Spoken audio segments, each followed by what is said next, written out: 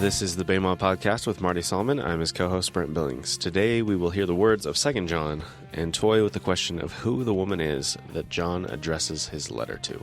Yes. Hey, I got good news for our listeners. The next 3 books that we study, we're going to go verse by verse through them, Brent. We're not going to miss a single verse. That's quite the claim. Yep. They're pretty short little letters there, so that's why I can make that claim. It'll be our last verse by verse study of our time together.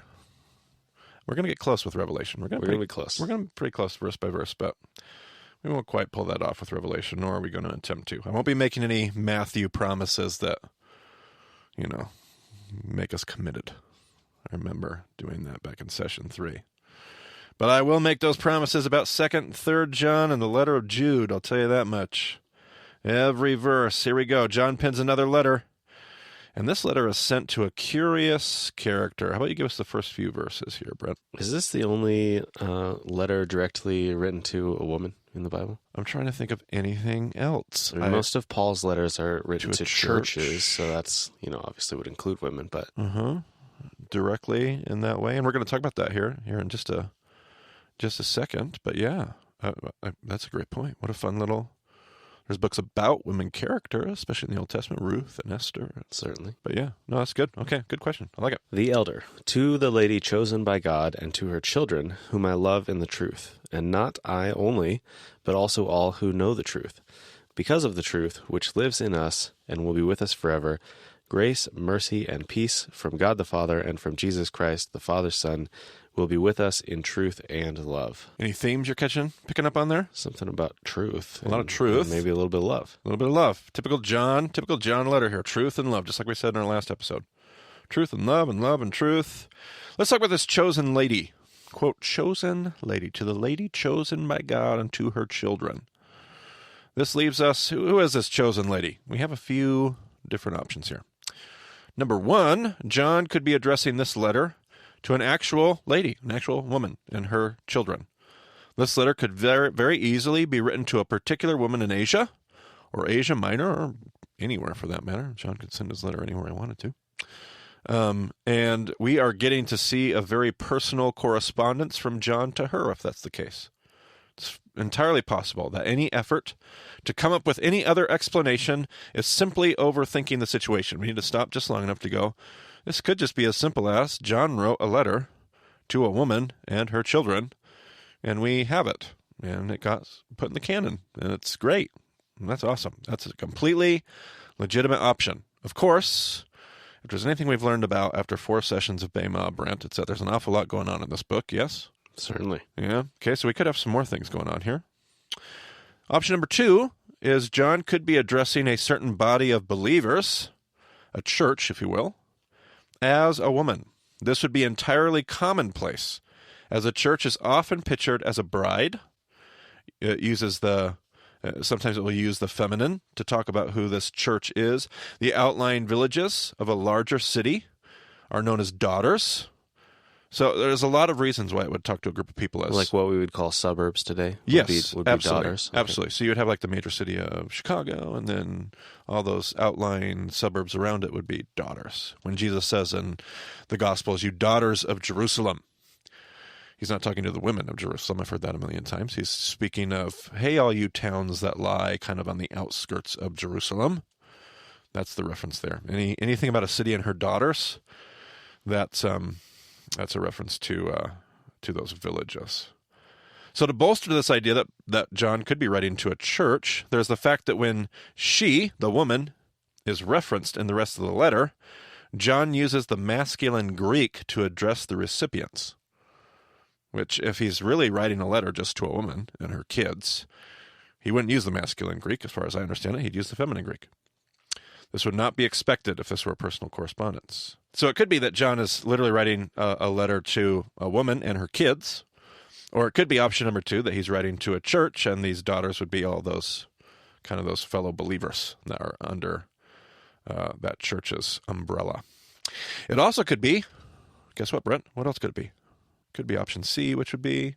Both? Could be both. Absolutely. Could be both. This could be a letter written to a particular woman with allegorical, whether intentional or unintentional, allegorical overtones. but we have already witnessed John's incredible ability. Remember when we looked at John back in session 3? Brent, was John, was he a little bit of a deep writer? Did he have multiple things? Could John multitask? Yeah, absolutely. Yeah, he certainly could. So we know that John is capable of doing that. That's not going to shock us at all. And it's another good possibility that the woman in question is also the leader of a house church, or maybe even a larger body of believers for that matter, in the area. In this regard, John would be writing to her, but intending the letter for a larger audience as well. And I don't know if personal correspondence worked the same way, but like the letters, even when a letter is addressed to a specific church body, we know that it was circulated among other churches, even when it's not addressed directly to them. Absolutely. So, John would probably have the expectation of this being shared with other people other than the direct recipient. Right, absolutely. If this is not just an absolute personal correspondence, this is intended to be shared, for sure. That's just the commonplace. So we have 3 options. It could just be a woman and her kids. It could be a church, or it could be maybe both, a woman and her church that she potentially maybe even leads, and all of those people that are members, quote unquote, of the church. Brent, how about you go back up to the beginning? Let's start with the elder and read us all the way through the next section. Let's rehear the opening verses there and read us through the next little bit. The elder, to the lady chosen by God and to her children, whom I love in the truth, and not I only, but also all who know the truth, because of the truth which lives in us and will be with us forever. Grace, mercy, and peace from God the Father and from Jesus Christ, the Father's Son, will be with us in truth and love. It has given me great joy to find some of your children walking in the truth, just as the Father commanded us. And now, dear lady, I am not writing you a new command, but one we have had from the beginning. I ask that we love one another, and this is love, that we walk in obedience to his commands. As you have heard from the beginning, his command is that you walk in love. So John rejoices because he has heard, as the pastor to Asia, about her faith and how she lives it out. He has heard that she walks in truth, and as we discovered in our last episode, this means she is walking in what, Brent? In love. In love.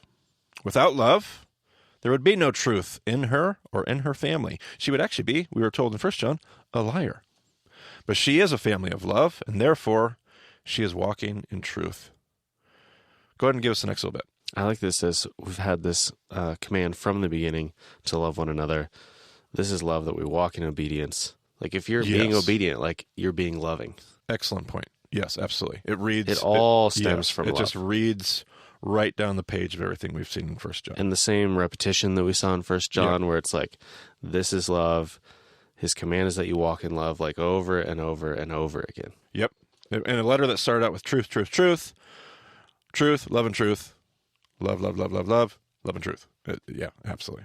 I say this because many deceivers who do not acknowledge Jesus Christ as coming in the flesh have gone out into the world. Any such person is the deceiver and the Antichrist. Watch out that you do not lose what we have worked for, but that you may be rewarded fully. Anyone who runs ahead and does not continue in the teaching of Christ does not have God. Whoever continues in the teaching has both the Father and the Son. If anyone comes to you and does not bring this teaching, do not take them into your house or welcome them. Anyone who welcomes them shares in their wicked work. All right. So he talks about these deceivers. Could these deceivers be the potential Gnostics that we talked about in the last episode of John's address in 1 John? We talked about the Docetism. Could it be the Docetists? That's kind of a fun thing to say. Docetists. I wonder if there's a different reference. The Docists. The Docets. The Docetists. These Gnostic heretics. Could it be those? Or could it be deceivers? Could the deceivers be those same Judeans that we've witnessed throughout the New Testament, who followed Paul throughout Asia, especially Asia Minor, opposing his gospel? Could these deceivers be legalistic believers who are attempting to disengage the culture and hold up and kind of like hole up in their holy huddle over in the corner, kind of shunning Shephelah living? Could they be the Nicolaitans of Revelation? Any of these are great options, and I think fit the bill described in that paragraph. I think our first option is probably one of the better options, that they're the Gnostic people, kind of coming from a philosophy of Docetism. Probably our best option there, but it could be any of those. Let's see here. Give me a closing of the letter, Brent. I have much to write to you, but I do not want to use paper and ink. Well, John, that's how writing works. Too late. Instead, I hope to visit you and talk with you face to face so that our joy may be complete. The children of your sister, who is chosen by God, send their greetings. So finally, John's sign-off seems to suggest that the latter two options above may be at play here. Remember our latter two, that this is either a church or potentially both a woman and a church. The phrasing is awkward if we're talking about actual individuals. But before we look ahead to 3 John in our next episode, we told people we'd have a short episode today. It's a short letter. Short letter, short episode. But I want to invite us just to spend some more time reflecting again here. I always like to pause, consider here in 2 John. If John were to write a letter about our family, to the chosen lady of if we were the chosen lady, the chosen man, whatever, I don't care. If it was our church, if it was our fellowship, what if it was our church fellowship that he was writing to as a chosen lady? People that we would find ourselves children of. What would John say about our church? What would John say about our family? What would John say about us? Would John rejoice in hearing that we walk in the truth because of our commitment to love? Like, to reflect on that. Would John say, I'm glad to hear that you're walking in truth? And when he said that, would he be saying that because we're so committed to sound doctrine? We're so committed to sound teaching and to truth? Or would John be saying that for the reasons that John says it, which is, I'm so glad to hear you're walking in truth because you're walking in love. This is my desire, that we would love one another. The same John who in his gospel, Jesus kept saying, a new command I give to you, love one another as I have loved you. Love, love, love, love, love, love, love. If John were to look at our family, if he were to look at us, if he were to look at our church that we belong to, and we know the lens that John would look through, we know the measuring stick he would use, we know the ruler that he would be using to measure our success, if he were to look through the lens of love.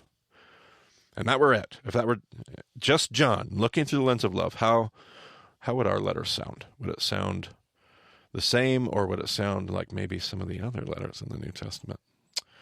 I always find that a challenging reflection. So maybe for all those that listen to this on their way to work, instead of just racing ahead to the next episode, just turn off the old stereo. It has a power button, I promise.